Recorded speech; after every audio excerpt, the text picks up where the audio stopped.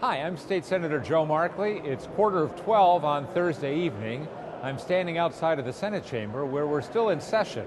In fact, I expect we'll be here for maybe another hour or two tonight. We're coming up to our deadline, which is midnight on Wednesday, May 7th, and the sessions are getting longer and longer. I expect we'll be in tomorrow, Saturday, possibly Sunday, and then 3 long days on Monday, Tuesday, and Wednesday. And I don't say that with any pride. I think it's a sign that we aren't doing our work the right way. I say to people, I think we behave a little bit like teenagers who wait till the last minute to take care of things. Likewise, in our hours, we'll be here late tonight, but we'll probably start late again tomorrow. Sometimes I think if we could just get the whole thing shifted, we'd all be a lot better off. And especially the people up here who serve, who have families, who have jobs, who have need to keep more regular hours than you can as a legislator. It's been a very strange session, I think, because of the gubernatorial election. The fact that we have a governor and a legislature from the same party, which hasn't happened here in Connecticut for quite a while. And maybe also because the governor has not been particularly realistic in his expectations for the economy. You're probably aware, although the Appropriations Committee passed a budget some weeks ago, the real budget is a subject of negotiation even as we speak between the governor's people, legislative leadership, no Republicans invited. And that negotiation has become increasingly difficult as the fiscal projections grow worse. You may have read that the income tax returns for the state are running well below what was predicted, at least what was predicted by the governor. I have to say that the folks that I deal with on the Republican side, Senator Scott France, who's our finance leader, and our staffers here have long been saying those predictions were unrealistic. They're accused of negativity, which sometimes can be another name for realism.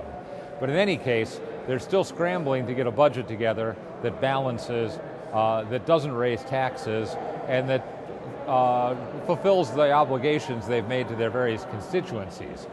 That budget is likely, again, to be full of gimmicks. It's also likely to be before us on Saturday.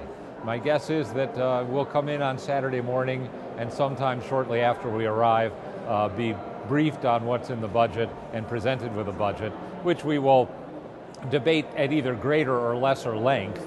As a party, I expect vote against, and speaking personally, vote against, as I do many things up here these days, as a matter of process, because things simply aren't being done well.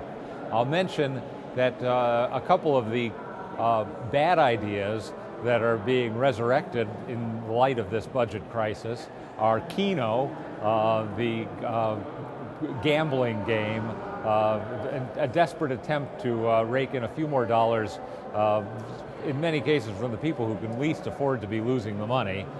Something roundly condemned and yet passed a year ago and promised to be repealed, but now back on the table.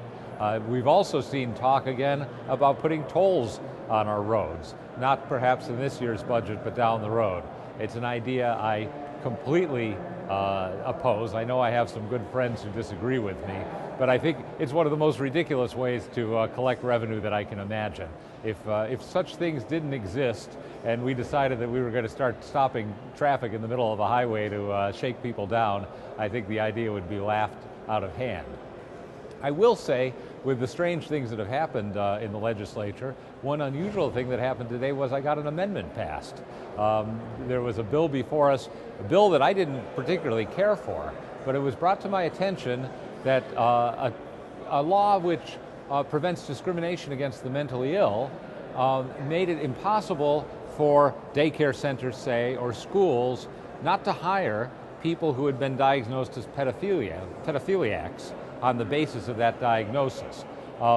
It just doesn't make sense, obviously. When it was brought to my attention, I offered it as an amendment, and I have to say, to my surprise, it was immediately accepted and adopted. Put me in a position, in fact, where I supported the bill because the amendment was important enough to me. So sometimes things turn out right. I don't mean to be all doom and gloom, although maybe that's natural as we creep towards midnight. I will be back in a couple of days anyways, with another update from the Capitol, perhaps after we deal with the budget, as I expect on Saturday.